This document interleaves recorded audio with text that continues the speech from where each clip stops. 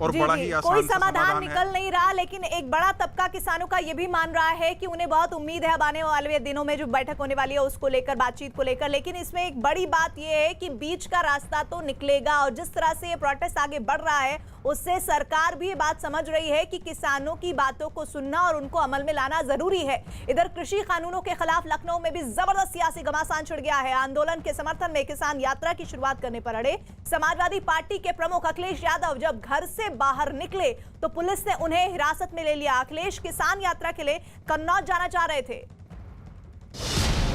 किसान आंदोलन पर लखनऊ में भी सियासी घमासान। पुलिस ने अखिलेश यादव को हिरासत में लिया। किसान यात्रा पर अड़े थे अखिलेश यादव। समाजवादी पार्टी के कार्यकर्ताओं पर लाठीचार्ज। लखनऊ में पुलिस की ये लाठियां समाजवादी पार्टी के कार्यकर्ताओं पर बरस रही। जबरदस्त घेरेबंदी के बावजूद जब अखिलेश यादव किसान यात्रा के लिए अपने घर से बाहर निकले तो समाजवादी पार्टी के कार्यकर्ताओं का जोश कोलांचे मारने लगा। फिर तो कार्यकर्ताओं ने बैरिकेडिंग तोड़कर आगे बढ़ने की कोशिश की, और आगे बढ़ने की कोशिश में अखिलेश एक जगह गिरते गिरते बचे। जब पुलिस ने उन्हें आगे जाने से रोक दिया तो वो वहीं जमीन पर धरना देने लगे।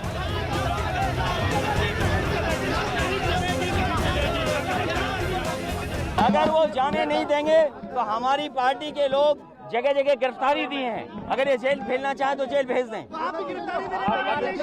नहीं, हम गिरफ्तारी नहीं दे रहे हैं। अगर इनको जेल भेजना तो जेल भेज दें।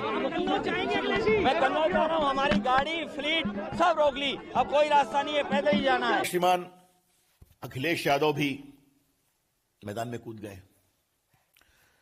तो मैं उनको बड़ी विनम्रता से याद कराऊंगा। Akhilesh ji, agriculture standing committee की रिपोर्ट आई है, उसमें आपके आदरणीय पिताजी मुलायम सिंह यादव भी मेंबर हैं, और मैं ऐसा मानता हूं कि अभी वो समाजवादी पार्टी के नीतियों की आखिरी आवाज है, क्योंकि बड़े नेता हैं। उन्होंने भी बहुत साफ साफ कहा है उस रिपोर्ट में कि यह बहुत जरूरी है कि किसानों को मंडियों के चंगुल से मुक्त किया जाए। अखिलेश किसान यात्रा निकालने की जिद पर अड़ गए तो पुलिस ने कोरोना काल में धारा 144 का उल्लंघन करने के आरोप में उन्हें हिरासत में ले लिया। अपने नेता को हिरासत में लिए जाने पर समाजवादी पार्टी के कार्यकर्ता पुलिस वैन की छत पर चढ़कर नारेबाजी करने लगे। इससे पहले अखिलेश यादव के इरादे को भांपकर यूपी पुलिस ने सुबह से ही उनके घर के आसपास पहरा बिठा दिया था। अखिलेश के घर आने जाने के सारे रास्ते बंद कर दिए गए थे। पुलिस की कोशिश थी कि न अखिलेश किसी गाड़ी से घर से बाहर निकल पाए और न ही कार्यकर्ता उन तक पहुंच सके। हालांकि कोरोना को वजह बताकर की गई पुलिस की किलेबंदी को जब समाजवादी पार्टी के एमएलसी राजपाल कश्यप और आशु मलिक ने तोड़ने की कोशिश की तो पुलिस के साथ धक्का मुक्की शुरू हो गई। अखिलेश यादव के घर जाने की कोशिश कर रहे इन दोनों नेताओं को पुलिस ने जबरन हिरासत में ले लिया।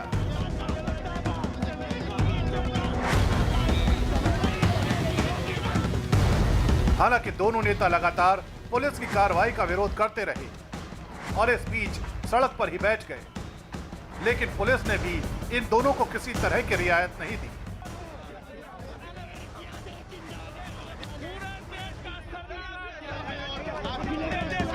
अपने अध्यक्ष से मिलने से रोके जाने को समाजवादी पार्टी के नेताओं ने पुलिस की बर्बरता करार दिया। जिस तरीके का बर्बरता की जा रही है, लाठी चलाई जा रही है, अन्याय किया जा रहा है, जिस तरीके का अन्याय किया जा रहा है, जिस तरीके से बर्बरता पुलिस कर रही है, अघोषित इमरजेंसी है, अघोषित इमरजेंसी है। इसी तरह पार्टी दफ्तर जा रहे एक और एमएलसी उदयवीर सिंह को भी पुलिस ने रोक दिया।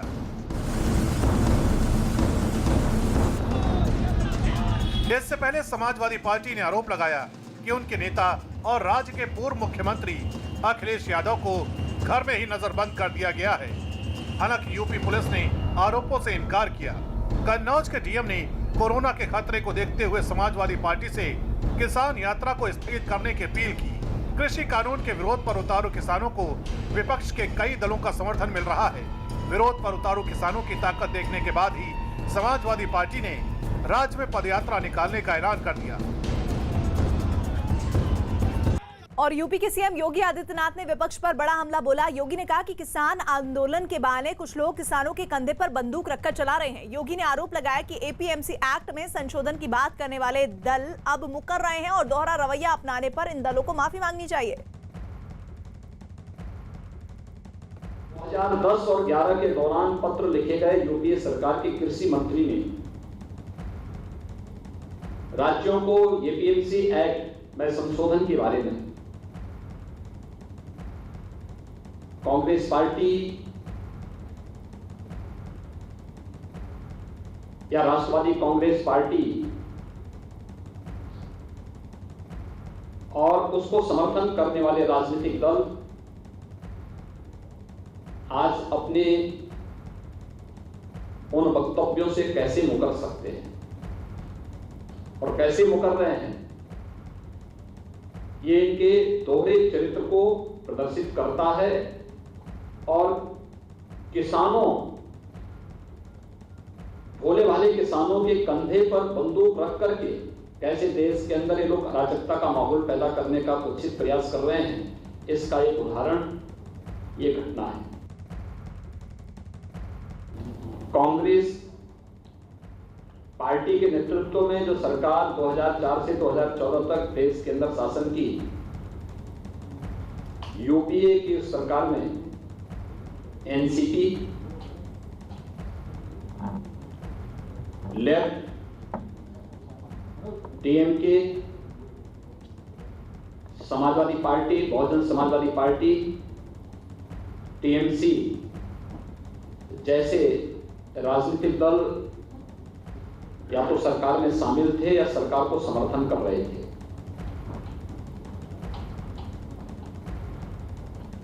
उस समय यूपीए सरकार ने 2010 और 11 के समय देश के विभिन्न राज्यों को पत्र भेजे थे और खासतौर पर उस समय के कृषि मंत्री श्री शरद पवार जी ने पत्र भेजे थे मुख्यमंत्रियों को कि स्टेट का APMC act, agricultural produce marketing committees act,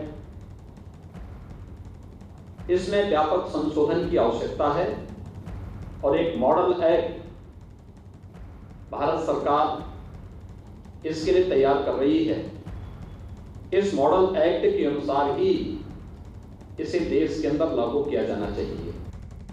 शेष जी, अखिलेश यादव की पार्टी और खुद अखिलेश यादव जिस तरह की राजनीति किसान के मुद्दे पर कर रहे हैं, क्या 2022 में उन्हें किसी तरह का इस पर फायदा मिल पाएगा?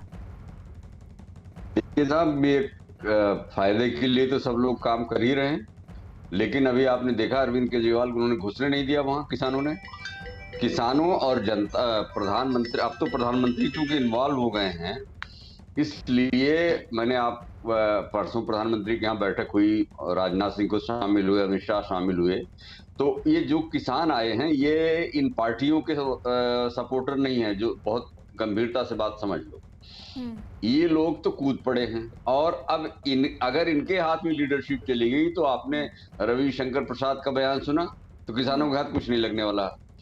किसान ये नरेंद्र मोदी को सपोर्ट करके प्रधानमंत्री बना के लाए हैं और ये बात नरेंद्र मोदी को मालूम है, इसलिए ही उन्होंने इंटरवीन किया है। और जब प्रधानमंत्री इंटरवीन करते हैं तो कोई ना कोई बीच का रास्ता निश्चित रूप से निकलता है, ये तो है सच्चाई।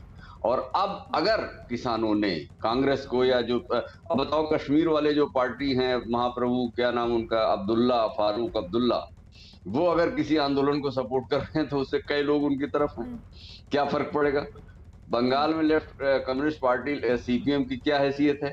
ये तमाम चीजें हैं, ये लोग केवल सजनी हम राजकुमार सेक रहे हैं, केवल सियासी रोटियां सेक रहे हैं। और जब उनके शासनकाल के आज बातें सामने आई तो उससे भी पता लगा कि वो भी एमएसपी और एपीएमसी को लेकर क्या सोच रहे